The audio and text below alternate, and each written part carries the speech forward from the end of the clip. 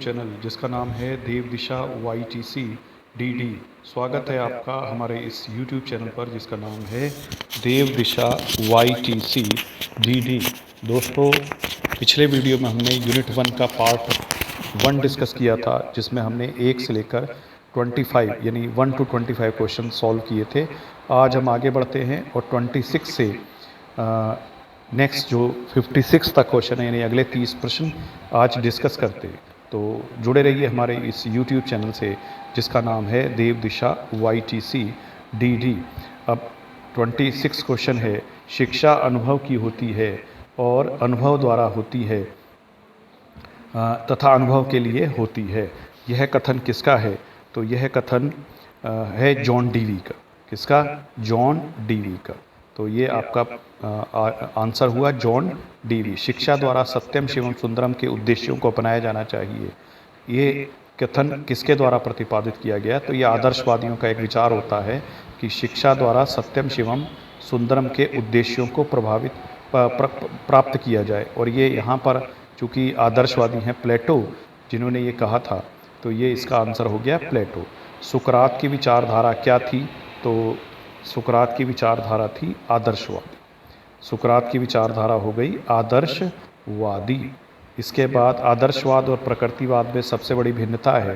तो यहाँ पर आदर्शवाद जो होता है वो प्रकृति को अंतिम सत्य के रूप में नहीं मानता और गौण स्थान देता है, जबकि जो प्रकृतिवादी हैं वो प्रकृति को बहुत अधिक महत्व देते हैं। नेक्स्ट क्वेश्चन है, शिक्षा में खेल प्रणाली का आविष्कार है। किनका आविष्कार है? तो इसका आंसर हो जाएगा प्रकृतिवादियों का। तो यहाँ पर थोड़ा सा मैं बताएं आपको कि जो ये खेल प्रणाली है ये कार्लवेल कुक द्वारा प्रस्तुत की गई थी। कार्लवेल कुक द्वारा। और ये जो कार्लवेल कुक द्वारा जो प्रस्तुत की गई थी, इसको लोकप्रिय करने का श्रेय फ्रॉबेल को है। इसीलिए अगर आपने देखा होगा तो आंसर फ्रॉबेल ही दिया जाता है। अगर आपको ये पूछा जाए तो आप फ्रॉबेल दे सकते हैं, और उसके बाद अगर कोल्डमैन कुक दिया हो तो आप कुक दे सकते हैं। और वैसे यहाँ किसका आविष्कार है? तो प्रकृतिवादियों का आविष्कार है। प्रकृति द्वारा जो मार्ग निर्धारित किए जाते हैं वे समाज द्वारा निर्धारित मार्गों से श्रेष्ठ होते हैं। अगला प्रश्न है, यह विचारधारा किसकी थी? रूसो की। किसकी थी? रूसो की। नेक्स्ट है, प्रयोजनवादी विद्यालय को क्या मानते हैं? तो प्रयोजनवादी आपका विद्यालय को मानते हैं एक प्रयोगशाला। नेक्स्ट क्वेश्चन है, प्लेटो के अनुसार मानव के लिए सबसे अधिक महत्वपूर्ण है। प्लेटो के अनुसार मानव के लिए सबसे अधिक महत्वपूर्ण है तर्कपूर्ण जीवन। अपने ज्ञान के विकास के लिए मैं अपनी माँ का ऋणी हूँ। ये कथन किसका है? ये कथन है स्वामी विवेकानंद जी का। नेक्स्ट क्वेश्चन है, गिज्जू भाई का अध्ययन अध्यापन क्षेत्र क्या रहा है? तो गिज्जू भाई यानी गिरजा शंकर बधेका, इनका अध्ययन अध्यापन क्षेत्र रहा है बाल शिक्षा। बाल शिक्षा इनका अध्ययन अध्यापन क्षेत्र रहा है। नेक्स्ट आप देखेंगे गिज्जू भाई का जन्म हुआ था। यहाँ थोड़ा सा गिज्जू भाई का जन्म हुआ था, तो इनका जन्म थोड़ा सा मैंने जब इन पे वीडियो बनाया था तब भी आपको बताया था कि गिज्जू भाई जो है वो 1885 में जन्मे थे। तो गिज्जू भाई का जन्म जो है 1885 में हुआ था, और ये वो समय है जब भारतीय राष्ट्रीय वो वर्ष है जब भारतीय राष्ट्रीय कांग्रेस की स्थापना हुई थी। नेक्स्ट है, टैगोर ने उच्चतम शिक्षा के विषय में अपनी किस पुस्तक में लिखा है? तो ये लिखा है अपनी पर्सनैलिटी पुस्तक में। पर्सनैलिटी पुस्तक में। और यहाँ पर पर्सनैलिटी पुस्तक में इन्होंने ये विचार, यानी एक तरह से ये प्रश्न भी बन सकता है कि पर्सनैलिटी पुस्तक किसकी है? तो आप बताएंगे रविंद्रनाथ टैगोर की। रविंद्रनाथ टैगोर की। और इन्होंने अपनी पुस्तक में लिखा था, संपूर्ण शिक्षा वही है जो संपूर्ण सृष्टि से हमारे जीवन का सामंजस्य स्थापित करती है। तो एक बार फिर मैं रिपीट कर रहा हूँ, संपूर्ण शिक्षा वही है जो संपूर्ण सृष्टि से हमारे जीवन का सामंजस्य स्थापित करती है। ये कथन किसका है? रविंद्रनाथ टैगोर जी का। और ध्यान रखेंगे इनकी पुस्तक का नाम है पर्सनैलिटी। अब हम आगे बढ़ते हैं। भारत में LPG की शुरुआत कब मानी जाती है? LPG मतलब लिबरलाइजेशन, प्राइवेटाइजेशन एंड ग्लोबलाइजेशन। इसकी शुरुआत मानी जाती है 1991 से। L से मतलब लिबरलाइजेशन यानी उदारीकरण, P से प्राइवेटाइजेशन मतलब निजीकरण, और ग्लोबलाइजेशन से मतलब होता है विश्वव्यापीकरण या वैश्वीकरण। ये भारत में इंट्रोड्यूस की गई 1991 में ये पॉलिसी, आर्थिक नीति। और इस आर्थिक नीति के जनक माने जाते हैं तत्कालीन प्रधानमंत्री पीवी नरसिम्हा राव जी और सरदार मनमोहन सिंह जी, जो उस समय वित्त मंत्री हुआ करते थे। मनुष्य जन्म से स्वतंत्र है, लेकिन सर्वत्र जंजीरों में जकड़ा रहता है। तो जकड़ा है, ऐसे कह सकते हैं। यह कथन किसका है? तो यह कथन एक प्रकृतिवादी का है, वो है रूसो। शिक्षा एक वर्तमान में, तो यहाँ थोड़ा सा आप ध्यान रखेंगे, शिक्षा सभी शिक्षा नहीं है, प्राथमिक शिक्षा लगाएंगे यहाँ आगे। तो प्राइमरी एजुकेशन जो है, प्राथमिक शिक्षा जो है, वो 86वें संविधान संशोधन अधिनियम 2002, ध्यान रखेंगे 2-3 डेट इसमें बड़ी इंपॉर्टेंट है। एक तो 86वां संविधान संशोधन है, और उसके बाद नेक्स्ट है 1 अप्रैल 2010। 1 अप्रैल 2010 में शिक्षा का अधिकार अधिनियम लागू हुआ था। और ये जो लागू हुआ था, या ये जो मौलिक अधिकार बनाया गया था, ये जो बनाया गया था, ये बनाया गया था 21(1) के तहत। तो शिक्षा का अधिकार एक मौलिक अधिकार है। इसमें 3-4 प्रश्न आपको रहेंगे। एक तो 86वां संविधान संशोधन, एक 1 अप्रैल 2010, और शिक्षा का अधिकार जो प्राथमिक शिक्षा है उसका अधिकार है ये मौलिक अधिकार। और ये 2002 में पारित किया गया था 86वां संविधान संशोधन। इसके बाद शिक्षण प्रक्रिया में सबसे अधिक सहायक क्या है? तो ये सिंपल सा प्रश्न है। छात्र शिक्षक संबंध जितने अच्छे होंगे, शिक्षण प्रक्रिया में सबसे अच्छा रहेगा, अधिगम अच्छा रहेगा। नेक्स्ट है कक्षा में संप्रेषण का। संप्रेषण से तात्पर्य होता है कम्युनिकेशन। तो कम्युनिकेशन का लक्ष्य क्या होता है? एक टीचर क्लास में जाता है, वो बच्चों से कम्युनिकेशन करता है, बातें करता है, तो उसका लक्ष्य क्या होता है? यानी बच्चों को समझ में आए, यानी अधिगम हो, लर्निंग हो। वो इसी कम्युनिकेशन के जरिए से अंतःक्रिया करता है, यानी इंटरेक्शन करता है, और विचारों का आदान प्रदान भी करता है। तो यहाँ आंसर हो जाएगा उपयुक्त सभी। इसके बाद सहायक सामग्री, इसको हम कहते हैं TLM, टीचिंग लर्निंग मटेरियल। तो कोई भी सामग्री, कोई मॉडल, कोई स्पेसिमेन, कोई चार्ट जो आप बच्चों को समझाने के लिए कक्ष में अपने साथ लेके जाते हैं, वो TLM कहलाता है। तो TLM टीचिंग लर्निंग मटेरियल हुआ। ये दृश्य सामग्री भी हो सकती है और श्रव्य भी, यानी देखने वाली भी और सुनने वाली भी सामग्री हो सकती है। नेक्स्ट हम देखेंगे प्रौढ़ शिक्षा का क्या उद्देश्य है। तो प्रौढ़ शिक्षा का क्या उद्देश्य है? प्रौढ़ शिक्षा का उद्देश्य होता है राष्ट्र का विकास। लेकिन थोड़ा सा मैं इसके बारे में आपको बता देता हूँ। प्रौढ़ शिक्षा जो है वो कहलाती है एडल्ट एजुकेशन इंग्लिश में। एडल्ट एजुकेशन का मतलब हुआ यानी जो 15 साल से ऊपर के लोग हैं उनको पढ़ाया जाए। और अभी वित्त वर्ष 2022 से लेकर 27 तक, ध्यान से सुनिएगा, ये नई शिक्षा नीति से भी प्रश्न ये बन सकता है। 2022 से लेकर 2027 तक एक नया कार्यक्रम चालू किया गया प्रौढ़ शिक्षा पर, जिसे कहा गया है NILP, New India literacy programme. NILP, New India literacy programme. तो New India literacy programme Hindi में से कह सकते हैं नव भारत साक्षरता कार्यक्रम, NILP। ये 2022 से लेकर 2027 तक का कार्यक्रम है, 5 वर्ष का कार्यक्रम है। और इसमें प्रतिवर्ष 1 करोड़ लोग जो हैं वो प्रौढ़ जो होंगे, 15 साल से जो ऊपर लोग होंगे, उनको साक्षर बनाया जाएगा। और इस तरह से पूरे 5 वर्षों में 5 करोड़ लोगों को साक्षर बना दिया जाएगा। और ये पहले राउंड में 15 से 35 वर्ष तक के लोगों को साक्षर बनाया जाएगा। उसके बाद फिर उससे ज़्यादा आयु वर्ग को बनाया जाएगा। और प्रौढ़ शिक्षा शब्द कहाँ से आया? प्रौढ़ शिक्षा शब्द जरा ये भी सुन लीजिए। ये शब्द आया कोठारी आयोग से। कहाँ से? कोठारी आयोग से। सबसे पहले इस शब्द का प्रयोग किया था कोठारी आयोग ने। अच्छा क्वेश्चन है। और इसके बाद 1978 में राष्ट्रीय प्रौढ़ शिक्षा कार्यक्रम लागू किया गया था। ये भी ध्यान रखेंगे, भारत में सबसे पहले प्रौढ़ शिक्षा कार्यक्रम लागू किया गया 1978 में। 1978 में। उसके बाद 1988 में 1988 में राष्ट्रीय साक्षरता कार्यक्रम लागू किया गया, यानी नेशनल लिटरेसी मिशन NLM, ये लागू किया गया था। नेशनल लिटरेसी मिशन 1988 में, ध्यान रखिएगा 1988 में। और उससे पहले आप जानते ही हैं 86 में हमारी शिक्षा नीति आई थी, उसके बाद ही ये NLM शुरू किया गया था। तो इस पे मैंने बहुत सारे प्रश्न बता दिए। प्रौढ़ शिक्षा शब्द दिया था कोठारी आयोग ने। सबसे पहले भारत में 1978 में राष्ट्रीय प्रौढ़ शिक्षा कार्यक्रम की शुरुआत की गई थी। 1988 में राष्ट्रीय साक्षरता मिशन जारी किया गया था। इसके बाद प्रौढ़ शिक्षा का नाम बदल के अब कर दिया गया है सभी के लिए शिक्षा, यानी एजुकेशन फॉर ऑल। ध्यान रखेंगे, एजुकेशन फॉर ऑल का हो गया है प्रौढ़ शिक्षा का नया नाम, एजुकेशन फॉर ऑल। और ये NILP कार्यक्रम आपका 2022 से 27 तक शुरू किया गया है। इसमें प्रतिवर्ष 1 करोड़ लोगों को साक्षर किया जाना है। पहले राउंड में 15 से 35 वर्ष तक के लोगों को साक्षर किया जाना है। और इस NILP प्रोग्राम के 5 आयाम हैं। ये 5 आयाम क्या हैं, ये भी सुन लीजिए। नंबर 1, मूलभूत साक्षरता एवं संख्यात्मक ज्ञान। फिर रिपीट कर रहा हूँ, fundamental literacy and numerical knowledge होनी चाहिए, यानी मूलभूत साक्षरता व संख्यात्मक ज्ञान। फिर महत्वपूर्ण जीवन कौशल, फिर व्यावसायिक कौशल विकास, फिर बुनियादी शिक्षा, और फिर लास्ट है शिक्षा जारी रखना।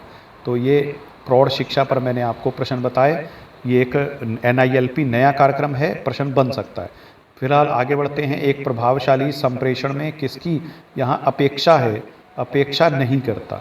तो एक प्रभावशाली संप्रेषण यानी एक इम्प्रेसिव कम्युनिकेशन किस पर डिपेंड नहीं होता।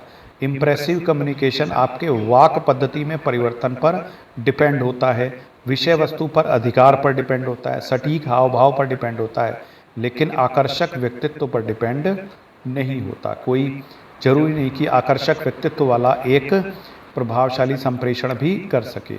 नेक्स्ट है अगला प्रश्न, मूल्यांकन से शिक्षण किस प्रकार समुन्नत होता है। तो मूल्यांकन से शिक्षण जो होता है वो समुन्नत होता है, यह विद्यार्थियों को श्रेणीबद्ध करने का आधार है।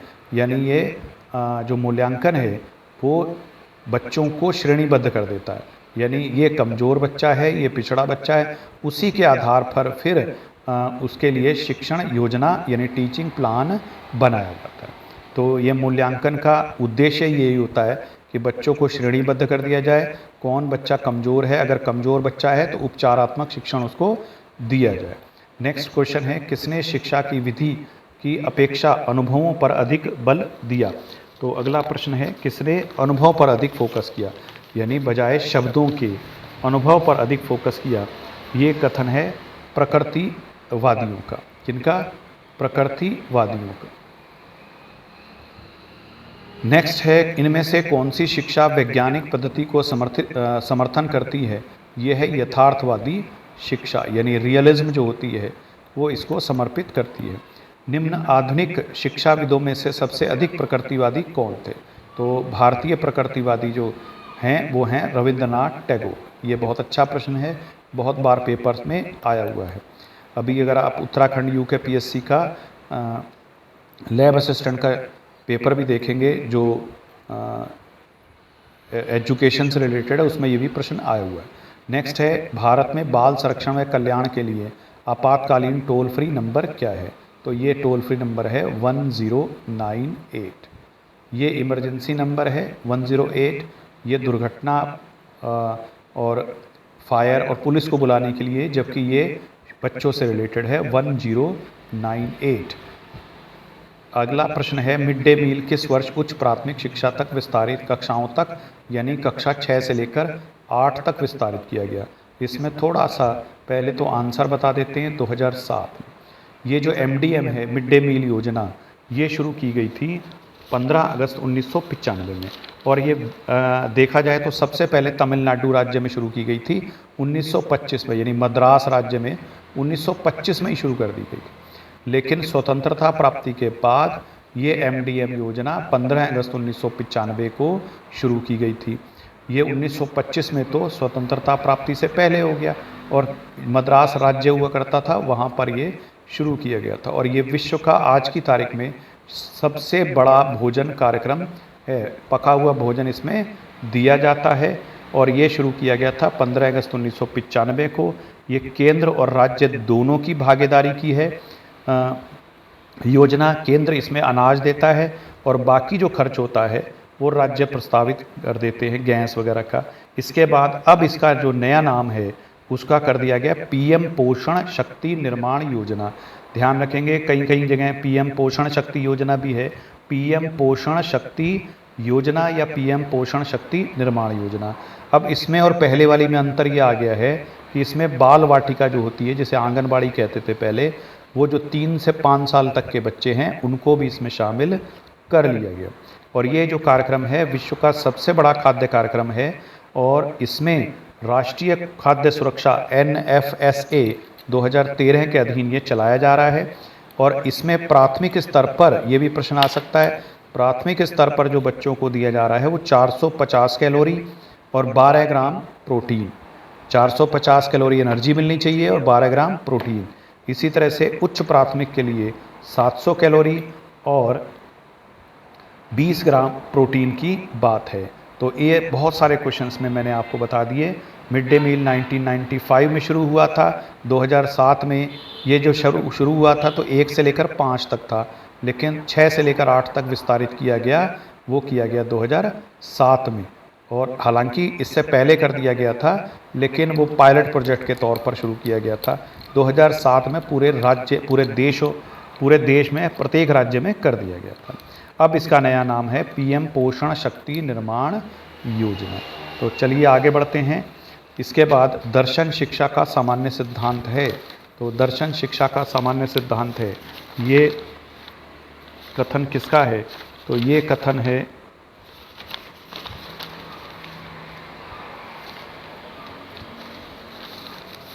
दर्शन शिक्षा का सामान्य सिद्धांत है, ये कथन है डीवी का, जॉन डीवी का। जॉन डीवी के बारे में आपको मालूम ही होगा। जॉन डीवी एक शिक्षा को समर्पित व्यक्ति थे और उन्होंने शिक्षा के संदर्भ में अपने बहुत सारे विचार रखे हैं और उन्होंने कहा था शिक्षा अनुभव के पुनर्निर्माण की प्रक्रिया है। इसी तरह से उनका एक कथन बड़ा इम्पोर्टेंट है, शिक्षा बच्चे के लिए है, बच्चे शिक्षा के लिए नहीं है। इनको प्रयोजनवादी भी कहा जाता है। इनकी बहुत सारी पुस्तकें भी हैं। हाउ वी थिंग्स पिछले वीडियो में बताई थी, the school and society, the child and the curriculum, how we think, democracy and education, experience and nature, school of tomorrow, school and child education of tomorrow. John Dewey जो थे वो व्यवहारवादी थे, प्रयोजनवादी थे, फलवादी थे, अनुभववादी थे। ये सब एक ही चीज़ें होती हैं। तो इन्हें फलवाद का सर्वश्रेष्ठ उदाहरण भी माना जाता है और जनतंत्रीय शिक्षा का सबसे बड़ा समर्थक जॉन डीवी को ही माना जाता है। नेक्स्ट आगे बढ़ते हैं। समवर्ती सूची में सम्मिलित विषयों पर कानून बनाने का अधिकार किसको है? तो का और खा यानी संसद और राज्य विधानसभाओं दोनों को है। जो हमारा शिक्षा है वो समवर्ती सूची में 42वें संविधान संशोधन अधिनियम द्वारा 1976 में समवर्ती सूची में शामिल किया गया था। अब शिक्षा पर जो कानून बनाने का अधिकार है वो राज्यों को भी है और राज्य की यानी राज्य विधानसभाओं को भी है और संसद को भी है। इनमें से कौन सा कथन CAB मतलब है आपका, अगर आपको ध्यान हो, CAB एक भारत की सबसे पुरानी संस्था है। किससे संबंधित संस्था? शिक्षा के संबंधित संस्था है। और ये संस्था जो है ये CABE कहलाती है, यानी इस संस्था को कहा जाता है भारत की सबसे पुरानी सलाहकार संस्था। और ये सलाहकार संस्था, इसका पूरा नाम है central advisory board of education. Central advisory board of education. अब ये कब स्थापित किया गया? 1920 में स्थापित की गई थी, यानी ये इसका गठन वर्ष 1920 है। ये कलकत्ता विश्वविद्यालय आयोग जो था 1917 में जो गठित किया गया था आज़ादी से पहले, उसने इसके गठन की सिफारिश की थी। तो कई बार इस तरह से भी कथन आ सकता है कि इनमें से कौन सी संस्था आज़ादी से पहले की है, और 4 ऑप्शन आपको दे सकते हैं, जैसे इग्नू हो गया, UGC हो गया, NCTE हो गया, NCERT दे देंगे और एक उसमें दे देंगे CAB। तो आज़ादी से पहले यानी स्वतंत्रता प्राप्ति से पहले की संस्था जो अगर कोई है, central advisory board of education यानी CABE है, यह 1923 में समाप्त कर दी गई थी। इसके बाद 1978 नहीं है यहाँ आएगा 1935। 1935 में पुनः अस्तित्व में आ गई थी। यहाँ थोड़ा सा गड़बड़ है, 1935 में यह पुनः अस्तित्व में आ गई थी। एक ये कथन यहाँ थोड़ा सा चेंज कर लेंगे, 1935 में अस्तित्व में फिर दोबारा से आ गई थी। 1935 में फिर बार बार रिपीट कर रहा हूँ, पुनः गठित की गई थी और ये हर्टांग समिति की सिफारिश के बाद फिर दोबारा से बनाई गई थी। पहली बार जब बनाई गई थी तो कलकत्ता विश्वविद्यालय आयोग द्वारा सिफारिश पर बनाई गई थी। यहाँ पर बनाई गई है ये हर्टांग समिति की सिफारिश पर, जो 1928 में गठित हुई थी। हर्टांग समिति की सिफारिश के आधार पर 1935 में 35, बार बार मैं रिपीट कर रहा हूँ क्योंकि यहाँ ये गलत लिखा गया था, 1935 में पुनः ये बना दी गई। भारत के प्रधानमंत्री इसके अध्यक्ष होते हैं, ये कथन गलत है। भारत के प्रधानमंत्री इसके अध्यक्ष नहीं होते बल्कि HRD या आजकल नई शिक्षा नीति के बाद इनको कहते हैं शिक्षा मंत्री। तो शिक्षा मंत्री द्वारा ये प्रेजाइडेड ओवर की जाती है, यानी कि आपका इसके अध्यक्ष जो होते हैं वो शिक्षा मंत्री होते हैं। इसके बाद अगला प्रश्न है, निम्न में से कौन सा सुमेलित शिक्षण विधियाँ और उसके जनक नहीं है। तो यहाँ पर प्रश्नोत्तर विधि मैंने आपको एक कोड बताया था, अगर आपने पिछले वीडियो देखे होंगे, वो है सुकरात, प्लेटो और अरस्तु, SPA। तो SPA में अब इनकी शिक्षण विधियाँ करेंगे, तो शिक्षण विधियों में S के आगे लिख देंगे P, यहाँ से उठा के P यहाँ, और यहाँ से S उठा के यहाँ ले आएंगे। अब आप समझ जाएंगे।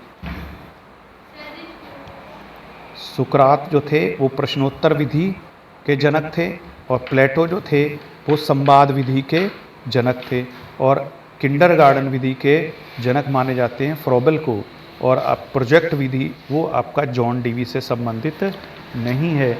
प्रोजेक्ट विधि के जनक माने जाते हैं किलपैट्रिक या क्लियोपैट्रिक, ये जॉन डीवी के शिष्य हुआ करते थे, जॉन डीवी के शिष्य हुआ करते थे। तो इस तरह से यहाँ पर ये कथन सुमेलित नहीं है। अभी आपको ये किंडरगार्टन फ्रोबेल का है। नेक्स्ट है, किसने अनुच्छेद